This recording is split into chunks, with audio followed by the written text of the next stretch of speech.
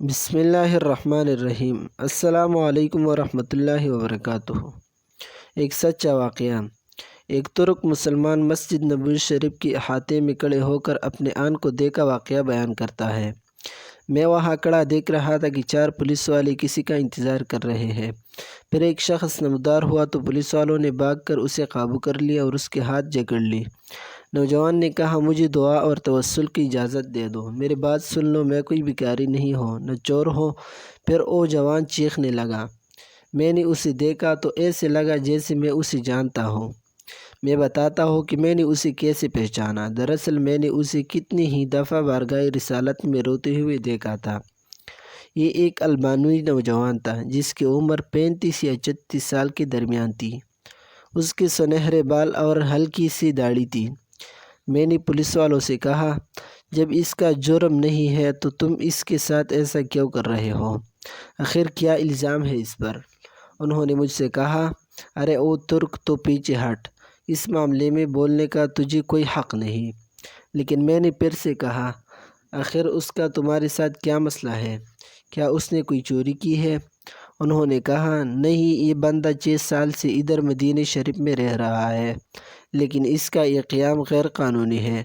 ہم اسے پکڑ کر واپس اس کے ملک بھیجنا چاہتے ہیں، لیکن یہ ہر دفعہ ہمیں چکمہ دے کر بھاگ جاتا ہے اور جا کر روضہ رسول میں پناہ لے لیتا ہے، اور ہم اسے اندر جا کر گرفتار نہیں کرنا چاہتے تھے۔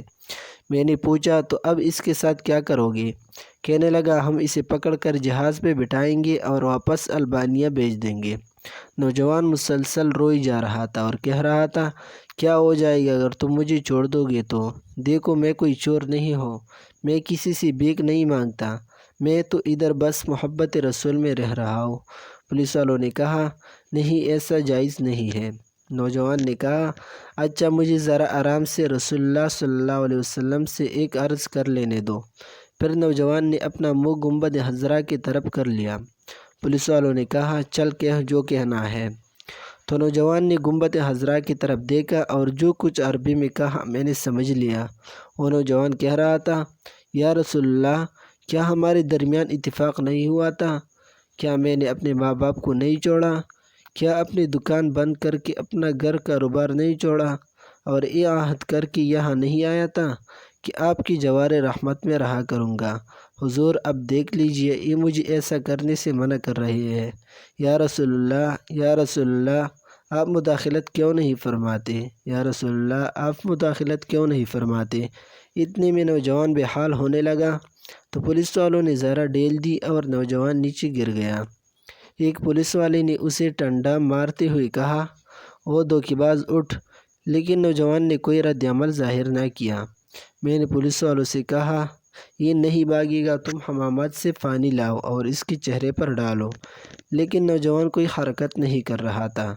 ایک پولیس والے نے کہا، اسے دیکھو تو صحیح، کہیں یہ سچ میں مر تو نہیں گیا ہے؟ دوسرا پولیس والا کہنے لگا، اسے ہم نے کون سی ایسی ضرب لگائی ہے جس سے مر جائے گا؟ پھر انہوں نے ایمبولنس والوں کو فون کیا۔ وہ ادھر سامنے والے 7 نمبر گیٹ سے ایک ایمبولنس لے آئے۔ انہوں نے نوجوان کے رگ میں ہاتھ رکھ کر حرکت نوٹ کی اور نبض چیک کی تو کہنے لگے، اسے تو مری ہوئے 15 منٹ گزر چکے ہیں۔ اب پولیس والے جیسے مجرم ہوں نیچے بیٹھ گئے اور رونے لگے۔ وہ منظر بھی دیکھنے والا تھا۔ ان میں سے ایک تو اپنے دونوں زانوں پر ہاتھ مارتے ہوئے کہتا تھا، ہائے ہائے، ہاتھ کیوں نہ ٹوٹ گئی ہمارے! کاش ہمیں معلوم ہوتا کہ اسے رسول اللہ صلی اللہ علیہ وسلم سے اتنی شدید محبت ہے، ہائے، ہمارے ہاتھ کیوں نہ ٹوٹ گئی! اس کے بعد ایمبولنس والوں نے اسے وہاں سے اٹھا لیا اور جنت البقیع کی طرف تجہیز تکفین والے حصے میں لے گئی۔ غسل کے وقت میں بھی وہی موجود تھا۔ میں انہیں کہتا تھا، مجھے بھی ہاتھ لگانے دو، مجھے بھی اس کے چارپائی کو اٹھانے دو۔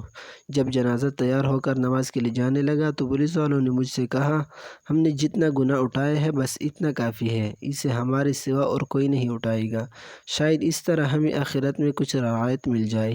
میرے سامنے ہی وہ نوجوان بار بار کہہ رہا تھا کہ یا رسول اللہ صلی اللہ علیہ وسلم، آپ مداخلت کیوں نہیں فرما رہے؟ دیکھا، رسول اللہ صلی اللہ علیہ وسلم نے مداخلت فرما دی۔ اور ملکۃ الموت نے اپنا فریضہ ادا کر کے اسے آپ تک ہمیشہ کے لیے پہنچا دیا۔ اللہ ہمیں اپنے حبیب صلی اللہ علیہ وسلم کی ویسی ہی محبت عطا فرمائے جیسی اس البانوی نوجوان کو عطا فرمائی تھی۔ آمین آمین ثم آمین۔